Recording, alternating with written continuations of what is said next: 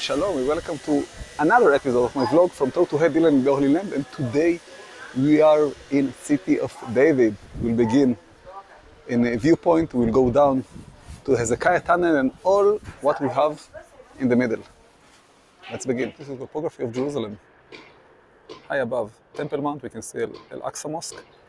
This is the core of Jerusalem and all the way down city of David. From east, we can see Mount of Olives there, and the valley of Kidron. We can see the Arab village of Siloam.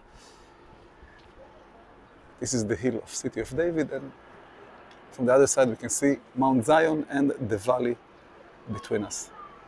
Let's go down.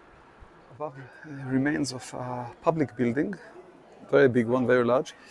The excavator, the late Elat Mazar, suggested that this was the Temple of David, which I don't really know. There are some doubts about it. But it's a big building, as we can see. I think the Palace of David was up in Temple Mount and not here. However, you can see the topography, how steep it is, so you can understand how David stood on the roof and saw Bathsheba in the bath. So we will go down, and from that way we'll go to the tunnel of Hezekiah. Very nice. Amazing supporting wall, which probably support the structure that we saw earlier. It's a huge one. Here we can see a house, a private house, and right here, as you can see, we see a toilet bowl. You see the stone with the hole inside, which means it was a very rich guy, because most of the people did what they had to do outside.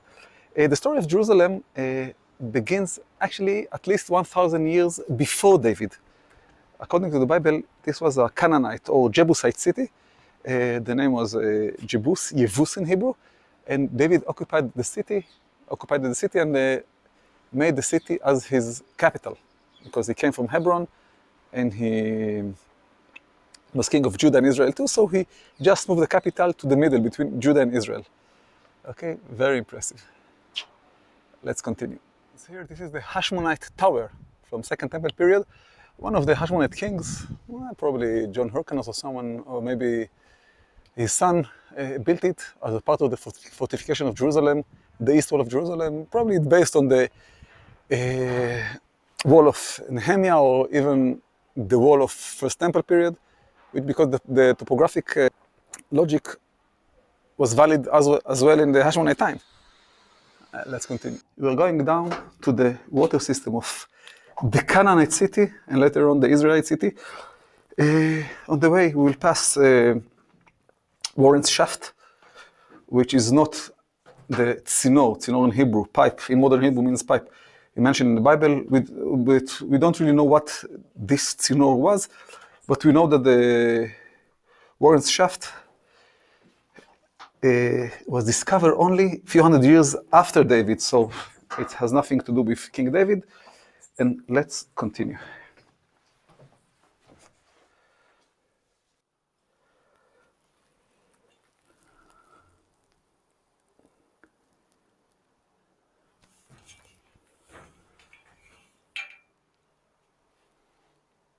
Okay, we can see the Canite Pool. You see, it's a glass, we can step on it. But notice to this amazing Canite Pool.